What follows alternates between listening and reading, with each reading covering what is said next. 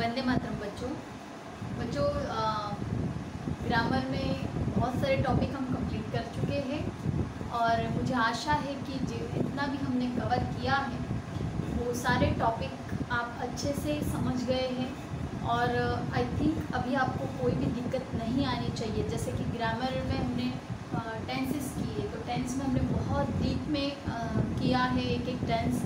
फिर वॉइस भी हमने हर एक टेंस के अकॉर्डिंग किए हैं और छोटे छोटे जो पॉइंट्स है जैसे कि मॉडल्स है, कंजंक्शन है, प्रपोजिशन है, डब्ल्यूएच क्वेश्चंस है, एरर फाइंडिंग है, ऐसे बहुत सारे टॉपिक हम कवर कर चुके हैं और आई होप कि आपको उनमें दिक्कत ना आए। जिन लोगों को अगर अभी भी कुछ टॉपिक नहीं पता है, नहीं कवर किए हैं या फिर नहीं समझे हैं, तो आप प्लीज़ जाके वो वीडियो देखें और जो भी टॉपिक आपका बाकी है उसको कवर कीजिए, क्योंकि ग्रामर जो है आप एक एक टॉपिक समझते जाओगे तो आपका जो ग्रामर में जो लेवल है वो बढ़ता जाएगा और आगे के ग्रामर में आपको जो भी टॉपिक चलेगा उसमें कोई दिक्कत नहीं होगी। बच्चों, आज हम शुरू कर रहे हैं एडजेक्टिव। एक ही वीडियो में ये टॉपिक हमारा कंप्लीट हो जाएगा क्योंकि बहुत आसान है। नॉर्मल से जैसे कि कोई भी हमारा सेंटेंस होता है, कोई भी आप वाक्य बोलते हो, this is a very big room, ठीक है, ये मैंने अगर सेंटेंस कहा तो इसमें बहुत सारे शब्द होते हैं। जैसे कि इसमें हम आर्टिकल, नाउन या और एडजेक्टिव इनका इस्तेमाल करते हैं। फिर अलग अगर कोई और सेंटेंस है तो उसमें हम कहीं पे कंजंक्शन लगाते हैं, कहीं पे प्रपोजिशन लगाते हैं, ठीक है। This is a very big room, this room is in this building, ठीक है। तो प्रपोजिशन, कंजंक्शन है, नाउन है, एडजेक्टिव है, एडवर्ब है, ये सब मिलके एक सेंटेंस को बनाते हैं। जैसे कि मैं आपको कहूँ कि भाई अगर मुझे एक घर बनाना है तो मुझे बहुत सारी चीज़ों की ज़रूरत पड़ेगी ना। मुझे रेत लगेगी, सीमेंट लगेगी, पानी लगेगा और सलिए लगेंगे, ऐसे XYZ बहुत सारी चीज़ों की मुझे ज़रूरत पड़ेगी, तब जाके बिल्डिंग बनती है। तो उसी तरह ये सारे जो पार्ट्स ऑफ स्पीच के जो टॉपिक है, नाउन, एडजेक्टिव, एडवर्ब, प्रोनाउन, ठीक है, कंजंक्शन, प्रपोजिशन, इन सबको मिला के एक सेंटेंस हम क्रिएट करते हैं और सेंटेंस सारे मिला के हमारा एक पैराग्राफ बनता है और फिर पैराग्राफ बना के हम एक टॉपिक लिखते हैं, ठीक है। तो ये एक स्ट्रक्चर है उसका। तो उसी सेंटेंस के स्ट्रक्चर में से आज हम करेंगे एडजेक्टिव। सबसे पहले तो समझ लीजिए कि एडजेक्टिव है क्या। एडजेक्टिव का मतलब है विशेषण। अब ये शब्द जो है विशेषण, इसी से आपको समझना चाहिए कि विशेषण, विशेष, जो कुछ विशेष दर्शाता हो, ठीक है, जिसमें कुछ विशेष क्वालिटी हो, जो वाक्य को कुछ विशेष ढंग से प्रस्तुत करता हो, जिसको दर्शाने के बाद उसकी जो विशेष क्वालिटी है वो हमें पता चलती हो, तो उस शब्द को हम कहेंगे विशेषण, ठीक है। अब यहाँ पर मैंने दो पॉइंट्स लिखे हैं कि जैसे कि संज्ञावाचक या फिर सामान्य नाम, कोई भी संज्ञावाचक नाम हो, कोई भी सामान्य नाम हो, जैसे कि मैंने कहा रूम, हाउस, बोट, कबॉर्ड, ठीक है, कुछ भी अगर हम कहें बेंच, तो ये जो कोई भी नाउन है इसके जो गुण को दर्शाए कि भाई ये जो बेंच है बहुत लंबी है, ठीक है, the bench is very long, तो बेंच एक नाउन है, लेकिन कैसी है बेंच, बहुत लंबी है, लॉन्ग है। तो लॉन्ग क्या हुआ, हमने विशेषता दर्शाई ना बेंच की कि भाई बेंच तो बहुत सारी है, लेकिन ये जो बेंच है ये कैसी है, लॉन्ग है या फिर चौड़ी है, जो भी आपको। तो बेंच कैसी है, लॉन्ग है, लंबी है। तो ये लॉन्ग होना, ये बेंच का लंबा होना, ये उसकी विशेषता है। तो हमारा विशेषण क्या हुआ इसमें, लॉन्ग। क्लियर हुआ, ये लॉन्ग हुआ हमारा एडजेक्टिव। फिर वैसे ही अगर मैं कहूँ कि this room is very big, ये रूम बहुत बड़ा है, तो नाउन तो हमारा रूम है। नाम क्या है, कौन सा शब्द है इसमें, नाउन, रूम। लेकिन रूम की विशेषता क्या है, रूम तो बहुत सारे हैं, लेकिन ये रूम बहुत बड़ा है, कि भाई यहाँ बहुत सारे रूम हैं, इसमें से ये रूम बहुत बड़ा है। तो बिग इस रूम के लिए, ये जो वाक्य मैंने कहा this room is very big, इसमें एडजेक्टिव क्या है, विशेषण कौन सा है, तो बिग, क्योंकि रूम की विशेषता दर्शा रहा है कि भाई रूम तो है लेकिन कैसा है, बिग। अगर इसकी जगह मैं ऐसा कहूँ the room is very bright या फिर the room is very white, ठीक है, वाइट सफ़ेद दिख रहा है या फिर बहुत ब्राइट है, बहुत ज़्यादा रोशनी है, तो मैं उसके आगे कुछ भी जोड़ती हूँ उसकी विशेषता दर्शाने के लिए कि बहुत छोटा है, बड़ा है, लंबा है, ठीक है, बहुत अच्छा है, खराब है, तो वो उसकी विशेषता है। और वो जो विशेषता हम दर्शाते हैं वही शब्द हमारा है एडजेक्टिव। अब आपको क्लियर हुआ कि वाक्य में एडजेक्टिव को कैसे पहचानेंगे, उसी को और समझते हैं, ठीक है।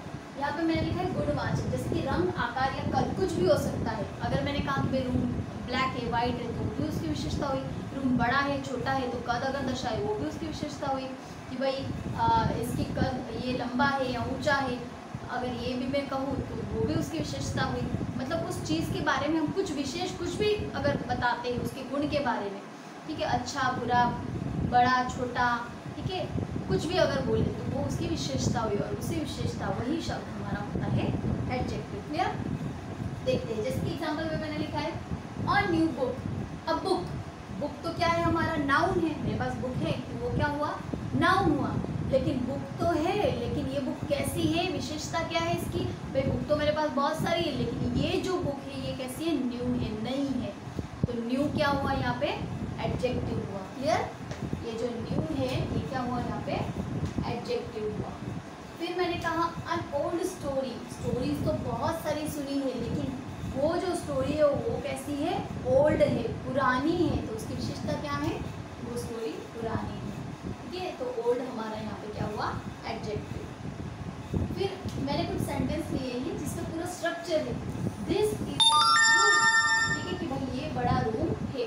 जस्ट वेट, वीडियो शायद बंद तो नहीं हुआ, ओके फाइन।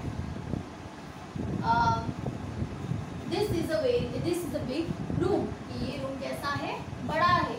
अब रूम यहाँ पे हमारा नाउन है, रूम के बारे में बात की है, ठीक है। ए आर्टिकल लगा है, इज हमारा हेल्पिंग वर्ब है, और दिस, इस रूम के लिए हमने बताया कि भाई ये रूम, जगह दर्शाएगी, ये रूम कैसा है, बड़ा है। अब देखिए जो नाउन है ना, उसके पहले अगर हम एडजेक्टिव को लगाते हैं तो हमें आर्टिकल लगाना पड़ता है। A big room, this is a big room. लेकिन नीचे देखिए मैंने सेंटेंस लिए हैं, अगर हम नाउन को नाउन के बाद अगर हम इसको लगाते हैं एडजेक्टिव को, तब हमें आर्टिकल नहीं लगाना पड़ता। जैसे कि यहाँ पे लिखा है दैट हाउस इज ओल्ड।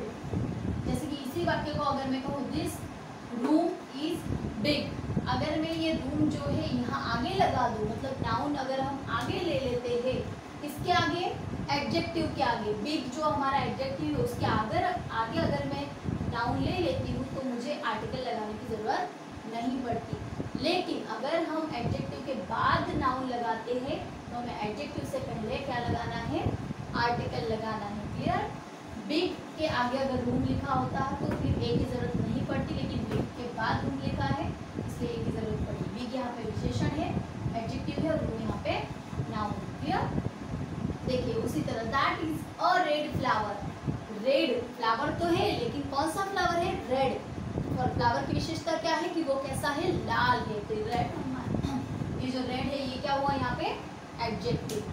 अब एडजेक्टिव के बाद हमने नाउन लिया है, इसलिए एडजेक्टिव के पहले हमने क्या लगाया, आर्टिकल ए लगाया। अब आर्टिकल हर जगह ए ही नहीं आएगा, वो तो आपको आर्टिकल्स के रूल पता है, कहाँ पे बाकी सब में ए आता है और ए ई आई ओ यू हुआ तो वहाँ पे एन आता है, तो उस नियम के अकॉर्डिंग ही लगाएंगे, ठीक है।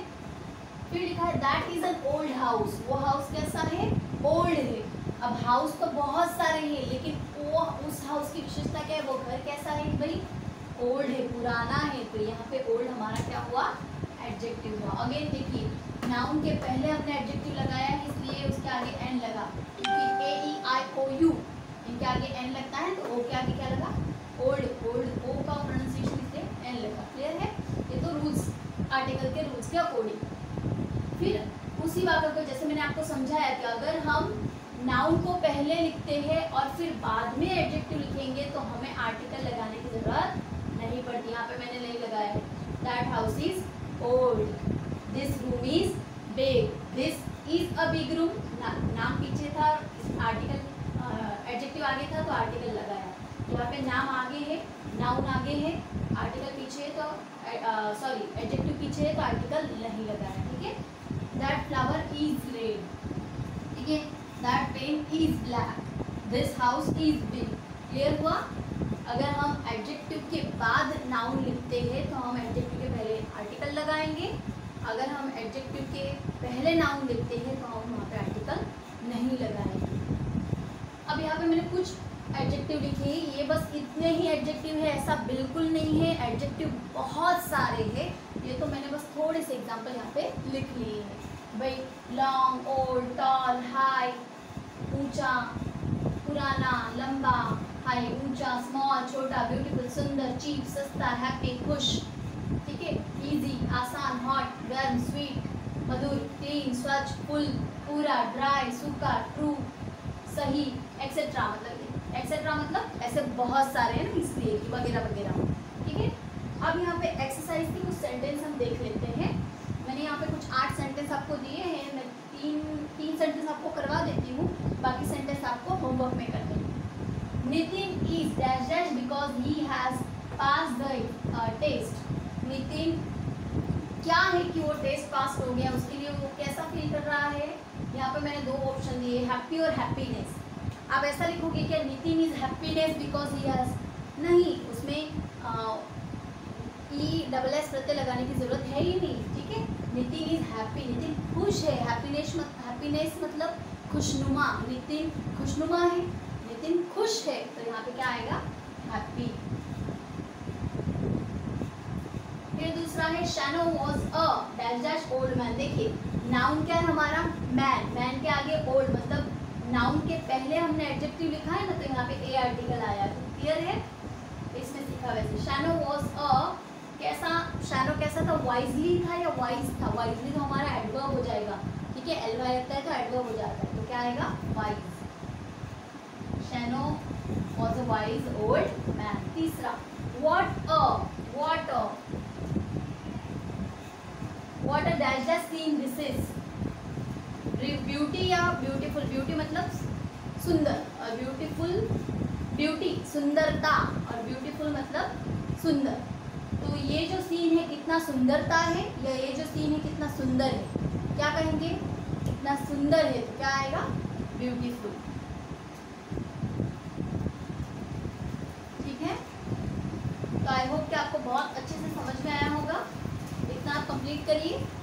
और ये जो 4 सेंटेंस है 5, इनको होमवर्क में करिए, और एडजेक्टिव आपका एकदम अच्छे से क्लियर हो जाएगा।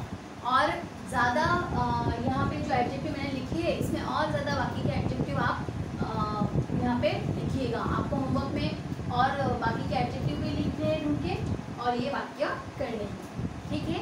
वंदे मातरम, मिलते हैं अगले लेक्चर में।